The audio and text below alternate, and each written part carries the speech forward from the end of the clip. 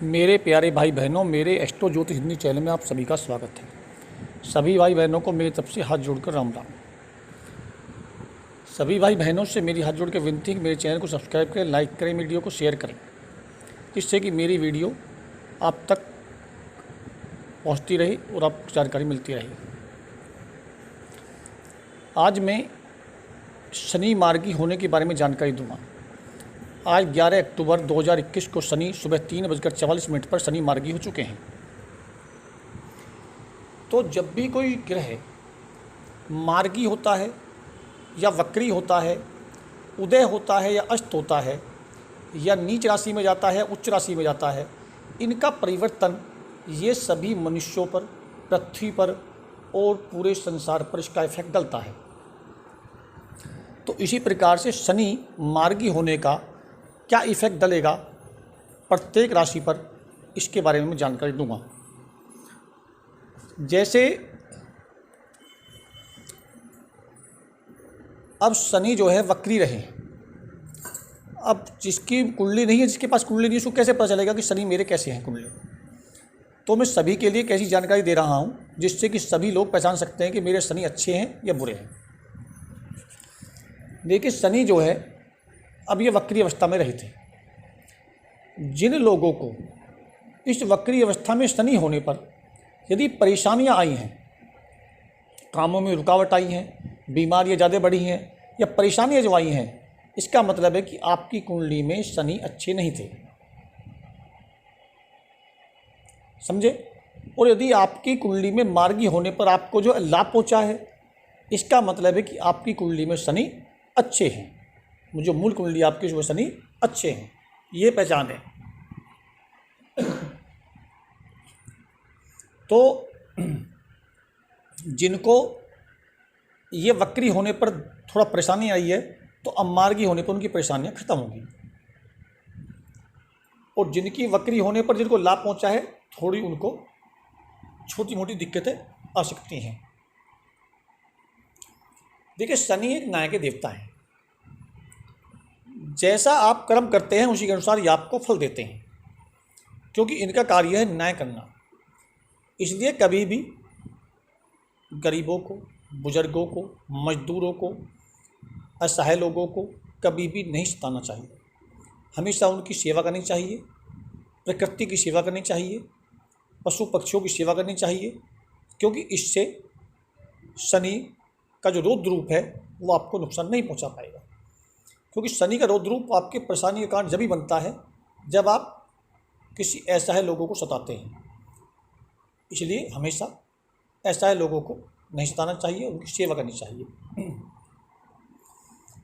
अब देखिए, जब मेष राशि है, अब मेष राशि के ये 10वें भाव में गोचर कर रहे हैं।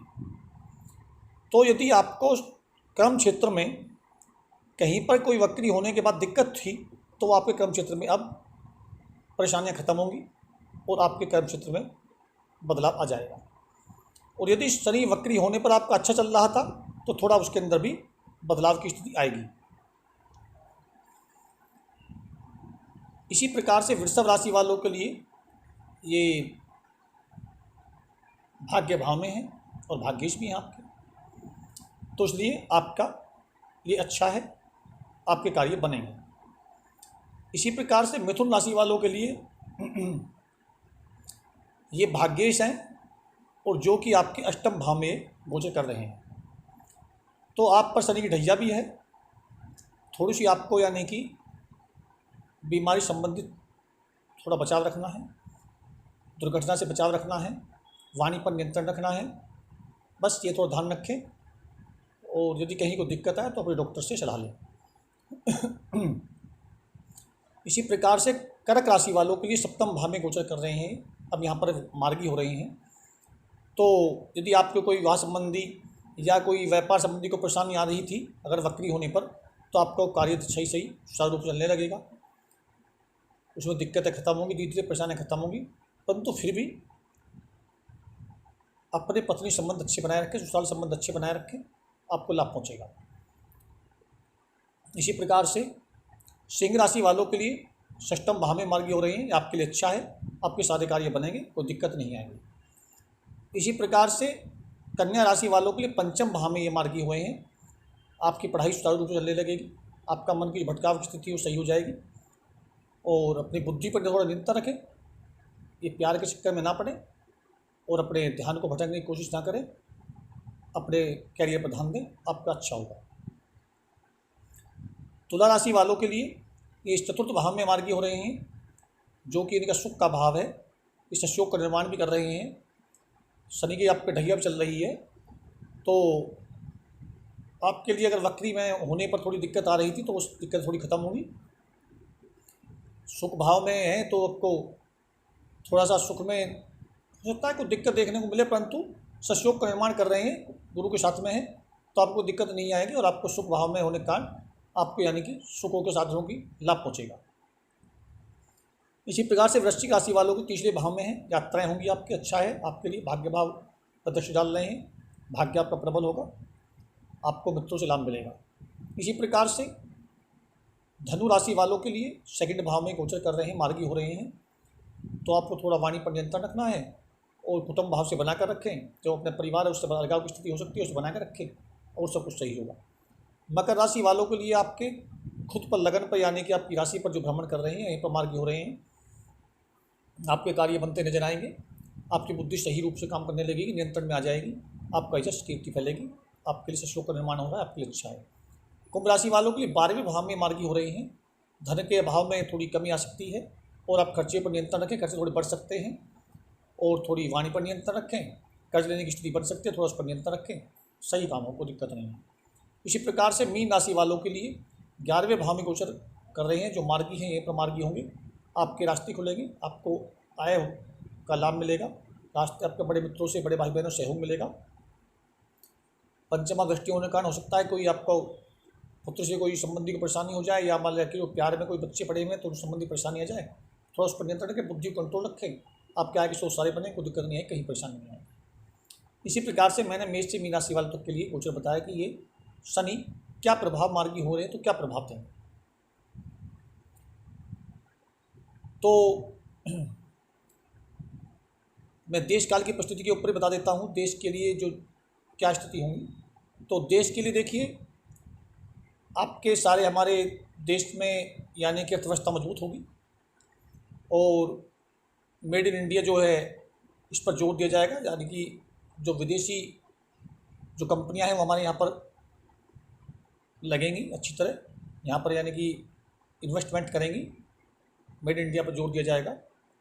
परंतु जो किसानों की समस्या चली आ रही है काफ़ी दिनों से, उसमें शायद हो सकता है कोई नियंत्रण ना हो पाए, ना उसमें कोई सुलझाव की स्थिति आ पाए, तो इसलिए हो सकता है कि जनता के अंदर थोड़ा सरकार के प्रति हो सकता है कि थोड़ा विरोध उत्पन्न हो, ये थोड़ा होगा। लेकिन परंतु हमारे देश की सरकार काफ़ी अच्छे निर्णय लेगी, थोड़ी हो सकता है नौकरियों में थोड़ी कमी आए, परंतु इतनी अच्छी नहीं रहेगा, परंतु और सारी चीज़ें स्थिति जो है सारी नियंत्रण में रहेंगी, कंट्रोल में रहेंगी, और अच्छा आपके देश के लिए विकास के लिए अच्छे कार्य होंगे। अब देखिए, जैसे मान लिया प्रत्येक राशि को जो मैं बताया, तो प्रत्येक राशि के लिए क्या है, मैं एक दो उपाय बताऊंगा आपको, दो में से एक उपाय कर सकते हैं कोई सा।